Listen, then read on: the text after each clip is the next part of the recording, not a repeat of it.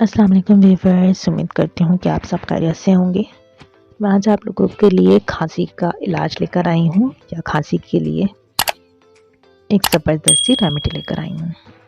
मेरी इस आसान सी और ज़बरदस्त सी रेमेडी को इस्तेमाल करके आपकी खांसी में बहुत ज़्यादा फ़र्क होगा। उम्मीद करती हूँ कि मेरी बाकी रेमेडीज़ और टिप की तरह ये आसान सी रेमेडी भी आप लोगों को पसंद आएगी। चलिए देखते हैं कि आज की रेमेडी को बनाने के लिए हमें किन किन इंग्रेडिएंट्स की ज़रूरत पड़ेगी। आज की रेमेडी को बनाने के लिए हमें चाहिए शक्कर, नंबर 2 सूखा धनिया, नंबर 3 छोटी इलायची।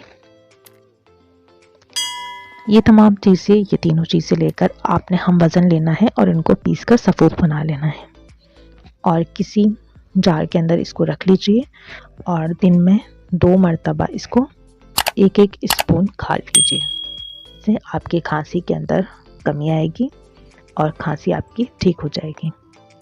उम्मीद करती हूँ मेरी ये आसान सी रेमेडी आप लोगों को पसंद आई होगी। मेरी इसी तरह की आसान सी रेमेडीज़ और टिप्स को हासिल करने के लिए मेरे चैनल को सब्सक्राइब कीजिए, मेरी वीडियोज़ को लाइक और शेयर कीजिए। अल्लाह हाफ़िज़।